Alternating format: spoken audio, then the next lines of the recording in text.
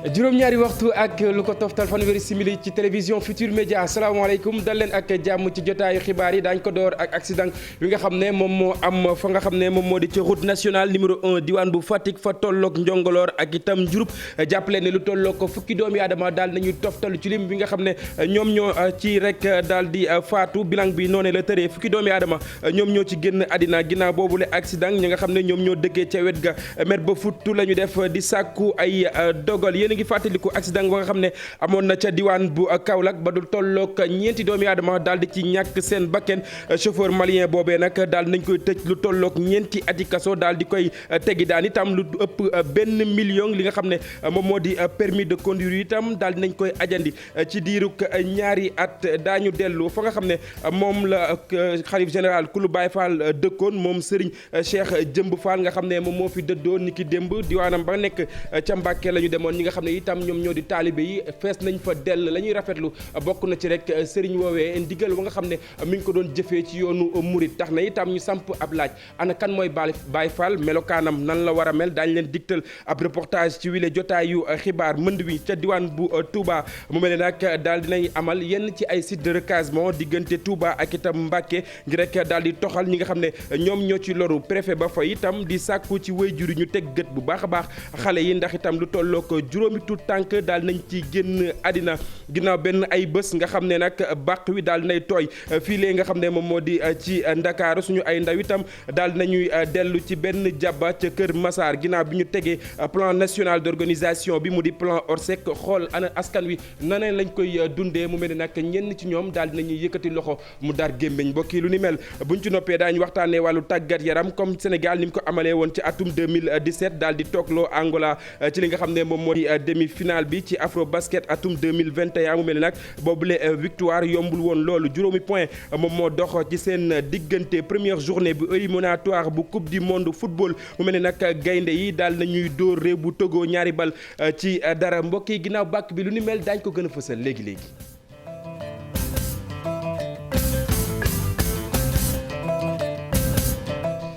jërë ngeen jëf mbokk yi ñu nuyuwaat leen ci gën gi nuyu rafetlu ànd bi ak télévision Futur Média wax itam ci accident wi nga xam ne moom moo am ci route nationale numéro 1 diwaan bu Fatick jàpp leen ne bilan bi nii lee la tëree lu toll ci fukk ci ay doomi aadama ñoom ñoo rek daal di ñàkk seen bakken askan wa nga xam ne ñoom ñoo fa dëkkee bëgg nañ ay dogal daal di jug jëmale ca boobu dëkk ndax itam lu mel ni accident yi doon loo xamante ni dañu koy fàttaliku diwaan bu Fatick Aminata Goudiaby Abdou Karim Bey.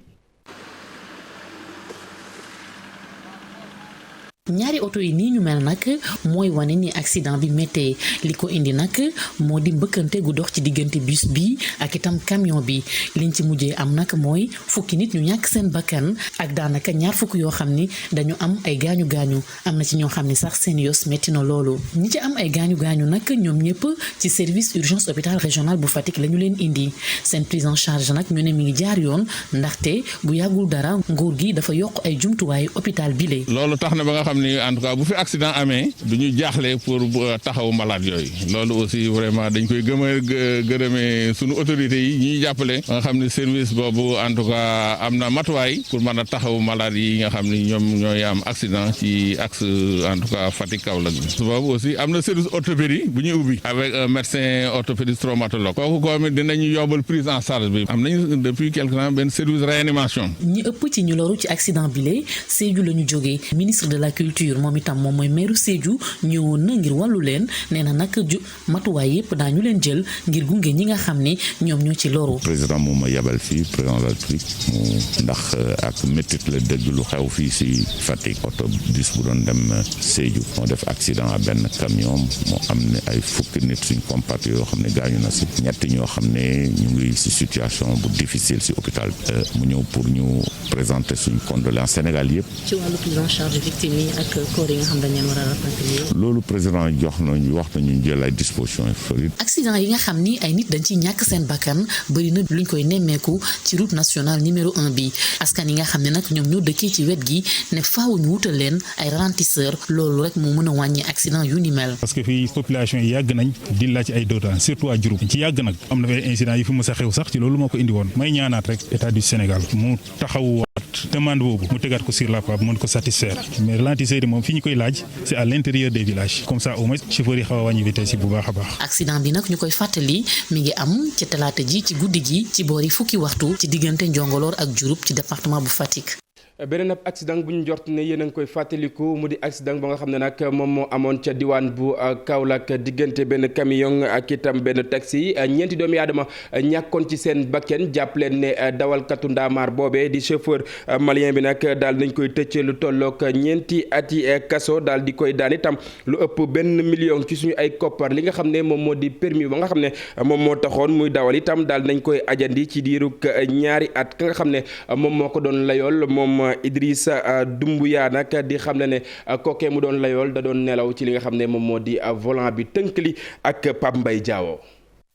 chauffeuru camion malien bi nga xamante nii moo defoon accident bi nag day daal di tëdd kaso tribunal nag daal dina koy daan 4 atu kaso Idrissa Doumbouya bi mu taxawee ci baar bi lim xam ne rek mooy daf doon nelaw loolu moo tax ba accident bi am bi ko président tribunal bi laajtee sax mu dikkaat ci filmu accident bi moom dane munu cee wax dara ndaxte tell rek la dégg ci la ko apprenti bi ne danoo mbëkk benn taxi chauffeuru malien bi daal di ci yokk tamit ne moom jàpp na ne nelaw yooyu lenn rek waralu ko loolu 2 comprimé yi nga xamante nii naanal na ko waaye tamit ba mu ko naanee toogoon na nelaw lu toll ci 8 heures de temps bi mu jógee la doog a jëlaat oto bi di dawal waaye bi mu ñëwee rek bay dugg Kaolack ci la commencé sentir ne mi ngi nelaw waaye dafa bëggan rek romb Kaolack ba pare doog a gaare otoom doog a mën a noppalu procureur nag dafa sàkk woon ñu daal di koy tëj 1 atu kaso waaye avocat am ci plaidoirie yi dafa xamle rek ne client am mën na noo jàpp ne doom yooyu nga xamante ne moom la naan moo waral nelaw yi moom it daal di nay xamle ne yoon yi tamit jot nañu xoolaat ko ba tax mu sàkku ci waa tribunal ñu daal di dawal yërmande ci ki nga xamante ni moo di client bi ca mujjantal ga nag tribunal dafa mujj condamné Idrissa Doumbouya 4 ati prison yoo xamante ni daf koy tëdd fay benn amende boo xamante ni toll na ci 106 000 francs permis de conduire mi tamit dañ koy suspendre lu toll ci 2 at ci fàttali rek ne Idrissa Doumbouya moo doon dawal camion bi nga xamante ni moo defal accident ci centre ville bu Kaolack 4 nit daal di ci ñàkk seeni bakkan am ku ci am ay gaañu Pambay mu mel ni nag ki nga xam ne moom moo doon layool Idrissa Doumbouya moom moo rek xam le ne moom Idrissa da doon nelaw ci volant bi ñu wax itam ci leneen loo xamante ni maa ngi leen ko doon junju xam ngeen ne xalif général kullu Baye Fall moom Serigne Cheikh Jëmb Fall ni ki démb la bàyyee ko file suñu ay ndaw itam dem ca makkaanam ba nga xam ne moom moo nekk ca Mbàkke foofee lañ fa gis jéggi na dayo taalibe yi teew nañ ci lim bu takku naka noonu itam ñuy rafetlu bu baax a baax ndigal li nga xam ne xalif général lu Baye Fall mu ngi ko doon wéyalee Pape Balla Gueye. kërug ndem si yàlla si xalif général Baye Fall yi ba tey ji nit ñaa nga fay gën di bari taalibe yi bawoo fu nekk ngir daal di mën a ñëw jaale si ki toog tey ji ci xalif ak Serigne Cheikh Jëmb Fall.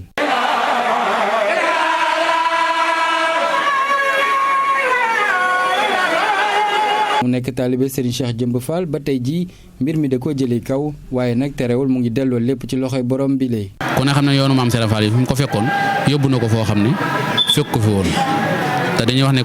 ku yokkul da nga wàññi yoon nag yàlla dogal na amul tànk ginnaaw tànk kanam la am Cheikh moom ko wut rek lam lay liggéeyoo faaw nga def ko waaye wane na ci njàmbaar goo xam ne Serigne Cheikh Jëmb mooy koo xam ne bi mu feeñee ba ni ñu ko noppee gis lu mos a dugg jëlee na ca ndam. loolu nag bu amee lu mel ni am dañ ciy sant yàlla rek xam ne yàlla moom moo ko sañ te moo ko may itam waaye sëñ bi itam dafa dallu ji rek ndax ku liggéey da nga añ te dafa war a añi rek loolu rek la moom rek lañ koy dundee sant yàlla rek di ci sant di ñaan rek sama borom defal ñu tawféex defal ñu xolum muñ ko itam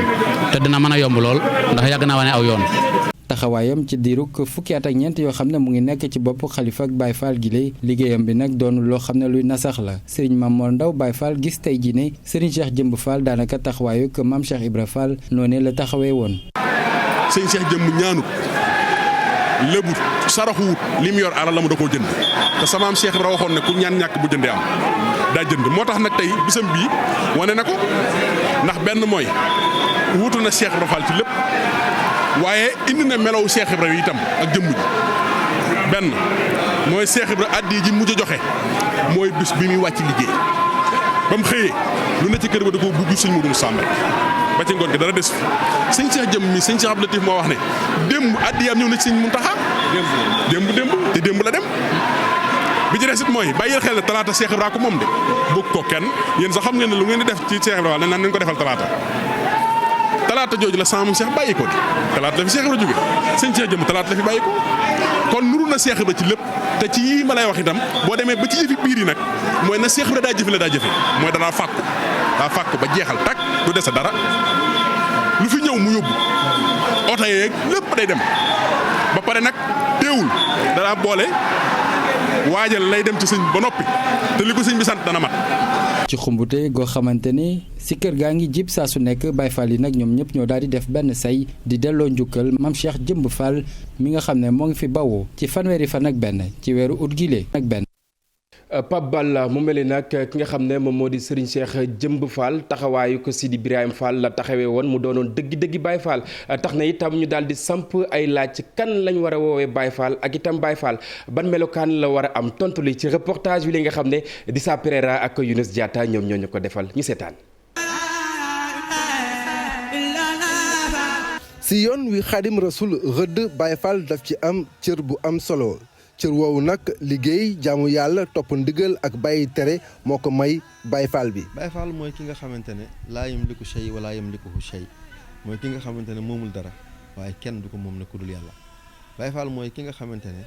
maanaam pas-pasam ci yàlla àgg na ci maanaam mbindeef mu gis jëmmi yàlla ji rek lay xool ci yow loolu moo waral mu nangoo suufe ñëpp moo tax mu nangoo nekk ci ron ñëpp moo tax mu nangoo liggéeyal ñëpp. boo gisee fii ci dëkk bi boo dajee ku Baye Fall lu ci bari Baye la lay wooye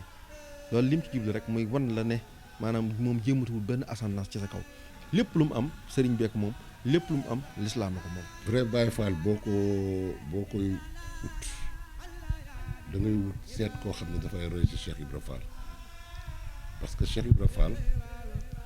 Baye Fall bi mu koy woote philosophie la état d'esprit la Baye Fall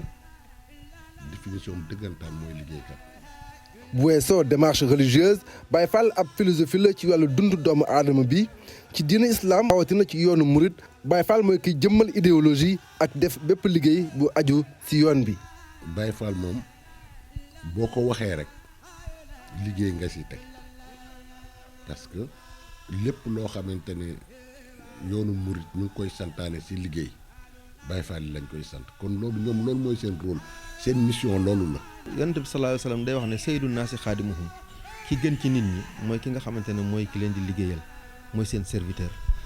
jàpp naa ne buñ tuddee baatu service rek wala baatu liggéey ngir jëmmi aadama yi ma xidmatu xaalixil wara xidmatul wara li xaalixil wara xidam ñëpp ci Baye Fall lay doon ndax Baye Fall mooy ki nga xamante ne moomul dara kon day mel ne loo xadis boobu yonent bi doon wax kim ñu doon joxañ dëgg-dëgg mooy ki gën ci nit ñi mooy Baye Fall bi nga xamante ne moom noppi na ngir fàtte jëmmam fàtte léppam ngir liggéeyal doomu aadama yi. kenn mënta wax mouridisme te doo wax Baye Fall Cheikh Ibrahima Fall ñi nga xam ne moo sos yoon wi dafa baaxoo liggéey te yàlla rek a tax. Baye Fall du fen Baye Fall du sàcc Baye Fall du lekk lu lewul Baye Fall liggéey kese la xam. maam Cheikh am ay kàddu yu am solo yi mu daan wax lu mel ne lu liggéey di maye rus naa koo ñaan yàlla loolu mooy dëgg-dëgg wéeru ci yàlla mooy da nga def say effort ba mu jeex takk bala ngaa toog di tàllal sa loxo wala boog boo tàllalee sa loxo it na nga dem ci effort yi ba mu jeex takk te loolu mooy yoon mi nga xamante ne ci la islam basé wu ndax yonent bi dafa wax ne maanaam wéeru ci yàlla loolu mooy sama xaal waaye nag jóg di jaar ci sab yi jaar ci yoon yi nga xamante ne moom la ñu mel loolu mooy sama sunna. ak Baye Fall mën naa nurul yomb ci gis-gis waaye du ku nekk moo ko mën a doon ndax Baye Fall bi ak jëmmam yittali ko li ko ëppal solo mooy liggéeyal yàlla jaaree ko ci wasilaam. waaye itam Dissa Pereira Baye Fall bokk na ci ki dëggal jubal leeral ñuy ñaan rek ki nga xam ne moom moo di Serigne Cheikh Jëmb Fall mi fi bàyyeekoo suñu borom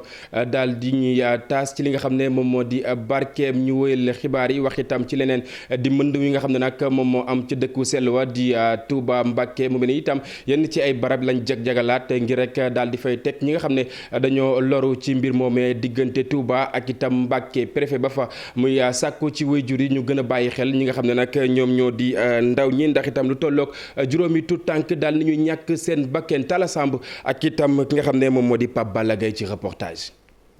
li mu ndaw yi lab ci fan yi ci diwaanu Touba tax na kilifa dëkk bi daal di jóg jamono yilee juróomi nit ñoo xamante ne ñoom ñoo daal di ñàkk seen bakkan ci diirug ñaari fan bokk ci ab xale lu jigéen lu amoon juróom-ñaari at ci chantier yu Touba ca kanam ya tax na préfet bu Mbacké daal di génn di woo kilifay Touba ca kanam ngir ñu daal di gën a saytu wàllum kaaraange gi ci bërëb yi nga xamante ne fa la ñuy liggéeyee waaye tamit di ñaax seeni wayjur ñu gën a ubbi seeni gët. doomu aadama moom dafa sacré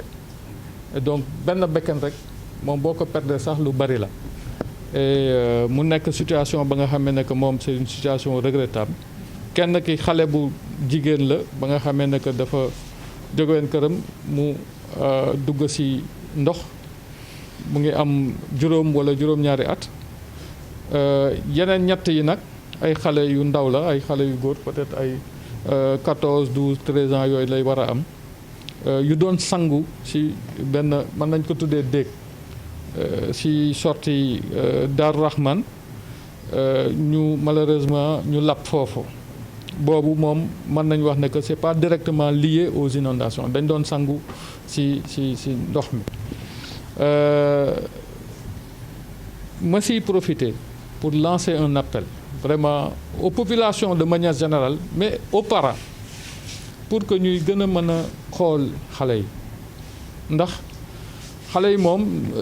seen yaram dafa tàng des fois ñoo ngi daw fii jaar fii ainsi de suite mais situation bi ni mu demee nii war nañu garder beaucoup plus de vigilance. ay quartiers yu bari ndox mi nangu ko donte dispositif pompage yi ñu ngi koy daal di amal ak camion hydrocureur yi nga xam ne ñooy manque ndox mi lu tollook ñett ci ay sites de recasement jot nañu ko daal di saytu ngir ñi nga xamante ne ñoo loru ci mbënn bi ci diwaanu Touba. ñii nga xamee ne que ñoo nekk ci quartier yooyu maanaam le délégué de quartier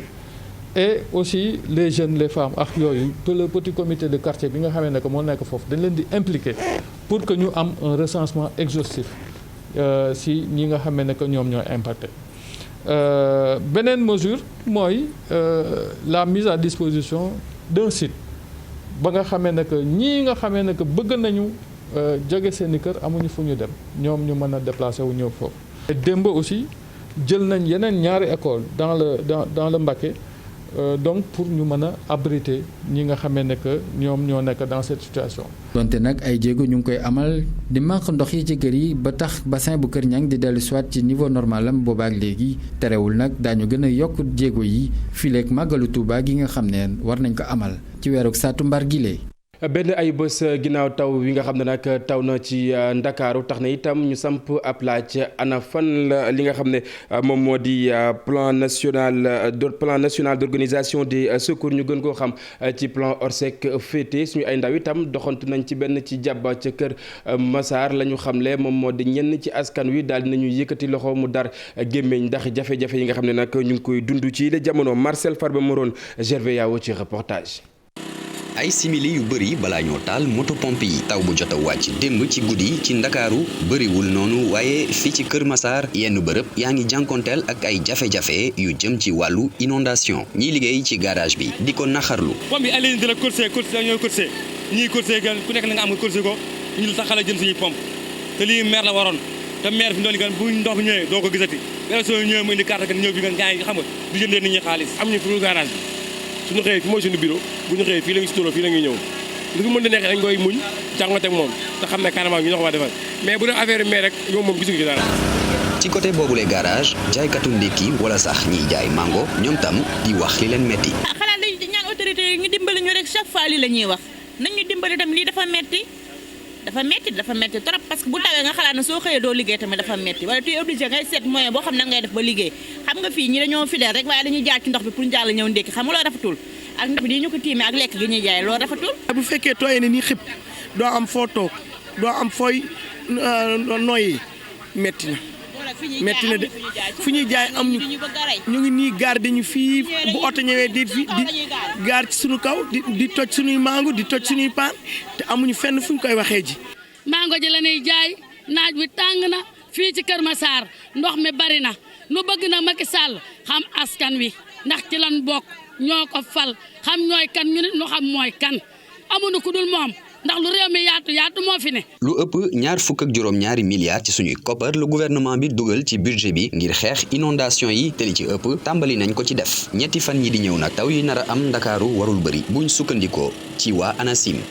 niki tey Marcel benn fan ci weeru septembre la ñu daal di jongal li nga xam ne moom moo di prélèvement bu conformité fiscale ab impôt la boo xamante ni nag dañ ko jagleel ñenn ci ñoo xamante ni dañuy jéggaani ca biti réew ngir rek ñu daal di amal ak yemale ak li nga xam ne moom moo di administration fiscale bi taux bi nag mi ngi toll ci 12%. Amadou Ba ak Fat Bintou Konté daje nañ ak ñenn ci ñoo xamante ni ñu ngi yëngu ca wowle secteur ñu seetaan reportage. tey ci àllarba 1er septembre bi la bépp importateur boo xam ne da ngay jëndi ay marchandises ci dëkk bi ñu teg sa ndodd moo di benn fiscalité bu ñu tuddee prélèvement de conformité fiscale de 12% ci bépp marchandise boo xam ne dugal nga ko ci dëkk bi. mu am ci importateur yoo xam ne kenn xamu leen ci wàllu lempo maanaam du ñuy fay seeni lempo du ñuy déclarer li nga xam ne ñoom koy def ñooñu noonu la ñu jagleel. l'impôt bi ñu tuddee PCF mu nekk prélèvement boo xam ne bu ñuy dédouaner te nekkuñu en règle ak fisc bi dañ leen di fayloo lu toll ni 12% ci valeur marchandise bi ñuy dédouaner. impôt boobu nag li ko tax a jug moom moo di yamale ñëpp ci wàllum fiscalité ba tax ni ñi nga xam ne dañoo nekk en règle avec administration fiscale bi bokkuñu ci.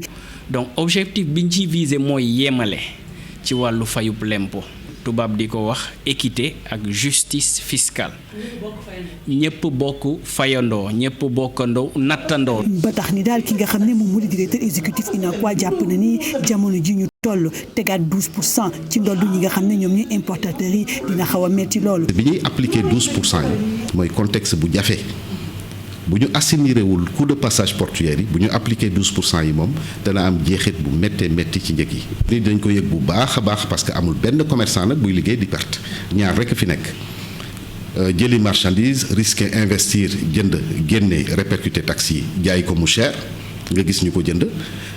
mbaa gisoo ñu ko jënd nga téye sa loxo su boobaa dafay indi rupture ci marché bi. moo ni de li nga xam ne moom la directeur exécutif UNACOIS wax kii nga xam ne moom moo yor kàddu DGID d'accord ci benn yoon. liñ ci wundu mooy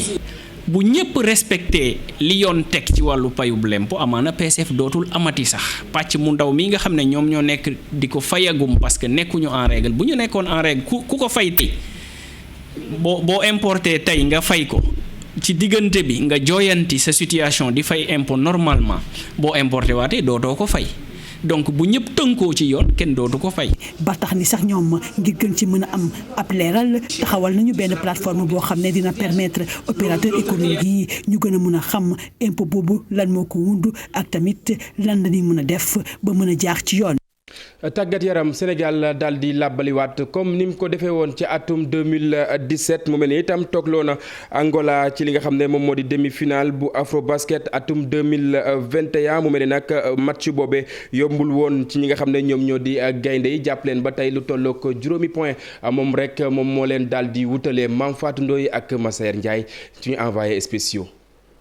fukki poñ ak benn écart bi ci mi-temps bi gaynde yi jël tuuti air waaye tàmbali match bi metti woon na angolais yi jiital sénégalais yi ci premier quart-temps bi Moraïs bi dugg ci match bi sonal sénégalais yi lool ak ay tir yu 3 points ñu ne déetawaay Maurice Ndour am gaañu ci diggu première mi-temps bi Bronco amit ñetti faute obligé génn Gorgui Sy Dieng téye kër gi ak juróom-ñeenti rebond défensif dugal fukki poñ ak benn Pierre Henry ak Mamadou Faye feelu ko bu baax ci ñetteelu quart-temps bi Sénégal defaat ay rën waaye ci njeexital bi Sénégal rawul ba roppi Angola juróom benni poñ rek la ñu jiitoo ci tàmbali 4e quart-temps bi ñaari panier yu ñetti poñ yu Bamba Diallo mayaat Sénégal mu noyyi bi match bi desee moins de 3 minutes Sénégal jiitoo juste ñaari poñ ñaari équipe yi sax mujj tembo 74 partout waaye ci possession bu mujj Ibrahima Faye dugal panier bi jox ndam Sénégal coono bu metti la Sénégal daj ngir dóor Angola waaye nag bu ñu tolloo ci phase bu mel ni nga xam ne ku ñu dóor nga ñibbi ku dóor yaay toog nii rek la mën a demee tolluwaayu jongante bi moo ko laaj Mame Fatou Ndoye Massaer Ndiaye depuis Kigali.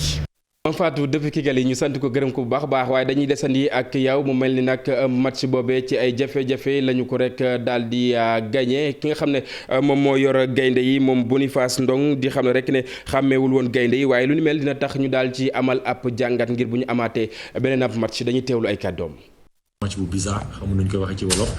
pourquoi parce que bon Angola dañoo génnee suñu jeu wala ñun ñoo toppal suñu jeu donc tey daawuñu. Voilà donc peut-être que nit ñi ñoo sonnoon peut-être que pression bi la woon peut-être heure match bi wala peut-être aussi Angola ñoom ñoo ñu génnee suñu rythme voilà donc ñu ngi doon laaj ci match bi yëpp lu tax daw ñu am na lenn loo xam ne mën naa ko wax par exemple que suñ jëloon rebond suñu ailier yi wala mëne lañ doon dellu si jël bal bi te loolu laa doon bañ depuis Dakar mais tey def nañu ko donc il faut ñu seetaanaat match bi jàngat ci xam ne lan lañ ci mën a jàng parce que c'est la première fois que ñu joué 3 heures peut-être heure bi aussi mën na cee nekk. na xam nga lu baax ak lu bon ci fin match bi par exemple tiiru Ibou Faye bi xam nga vraiment woon na ne que nekkatul xale que joueur bu mag la mais lancer franc par exemple nga xam ne dugaluñ ko aussi problème la voilà mais bon équipe bu xale lañ yor donc xamoon naa ne pression dina am peut-être foogumoon ne dina toll nii. tàggat yaram ba tey bi la yoon dañuy wax ci football première journée bu éliminatoire bu coupe du monde bu football jàppale ne gaynde yi xam ngeen ne niki tey jile ci ñeenti waxtu ñu ngi doon janoo ak waa Togo ci stade Lat Dior diwaan bu Thiès jàppale ne nag gaynde yi ñoom ñoo daal di dóor ñaari bal ci dara ki nga xam ne itam moom moo dugal bu yooyee bokk na ci Sadio Mané ak ki nga xam ne moom moo di Abdou Diallo daañu ci dikkaat suñu yeneen jotaayu xibaar mbokk yi fi la ñuy jaar yëkkati jotaay wi dig daje léegi ak rédaction bu télévision Futur Média soxna Naata Mbay noppi ngir faram-fàccee xibaar yi ci kàllaamay tubaab lu mooy loolee tam des leen di wéy ak suñu ay programme jaa ngeen jëf mbokk yi ñu fanaan jàmm